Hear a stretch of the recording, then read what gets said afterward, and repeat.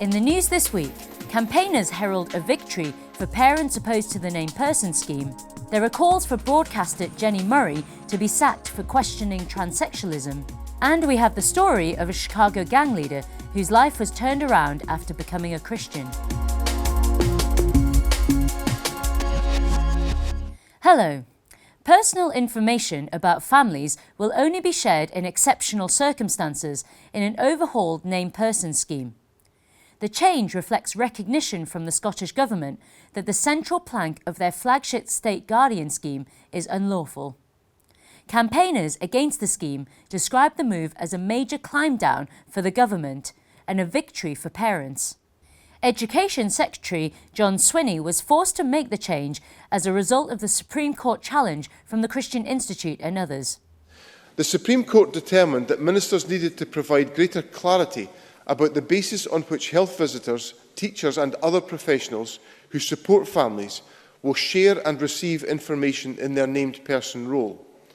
It ruled that the information sharing provisions of Part 4 of the Children and Young People Scotland Act 2014, as they were originally framed, are incompatible with Article 8 of the European Convention on Human Rights, and that changes are needed to make those provisions compatible with Article 8 to ensure respect for a person's private and family life, his home and his correspondence.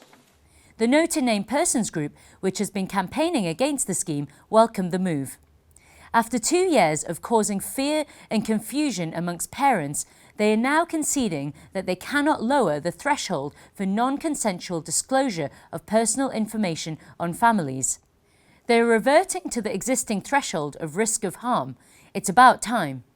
However, the group urged vigilance, saying a forthcoming bill to amend the named person legislation would need to be carefully scrutinised.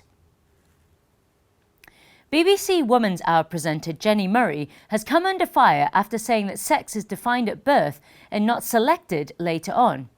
Murray spoke out against the hijacking of language by transsexual activists and criticised moves to allow men who live as women to become guide leaders. Dame Jenni was criticised by LGBT lobby group Stonewall, as well as by a transsexual journalist. India Willoughby, a man who now lives as a woman, called the presenter a dinosaur and said she should be sacked. But commentator Angela Epstein defended Dame Jenni's freedom and said critics' attempts to smother her were dangerous. I'm afraid their call for her dismissal is just the usual violent assault on free speech, masquerading as political correctness. MPs have heard that plans for controversial relationships education in primary schools are confused and represent a state imposition of values on children. During a debate in the House of Commons on Tuesday, MP Sir Edward Lee stressed that parents should be able to raise their children in accordance with their beliefs and withdraw them from the lessons. He also referenced the judgment by the Supreme Court last year in the case of the Christian Institute and others versus the Scottish Government. The first thing that a totalitarian regime tries to do is to get at the children, to distance them from the subversive varied influences of their families and indoctrinate them in their rulers' view of the world. Within limits, families must be left to bring up their children in their own way. Those of us who support this amendment believe that parents have the primary duty, and of course they have a desire to bring up their children and educate them in their own values. And the state should not impose its values on parents. Relationships education is expected to focus on different types of relationships. This might include teaching on homosexual and bisexual relationships, as well as same-sex parenting and same-sex marriage.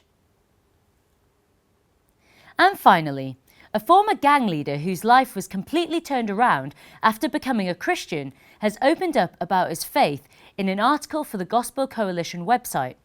David Washington joined the Gangster Disciples around the age of 12.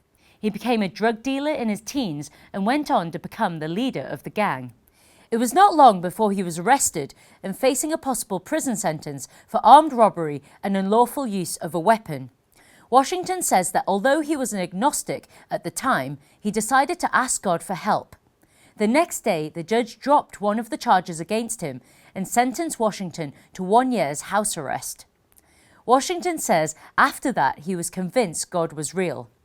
And once convinced, there was no turning back, I gave God everything I had. He is now the pastor of Chicago's Kingdom Covenant Church, which works alongside members of the community who are in prison. Well, that's all for this week. For regular updates and information on all our stories, plus much more, visit our website at christian.org.uk. Until next time, goodbye.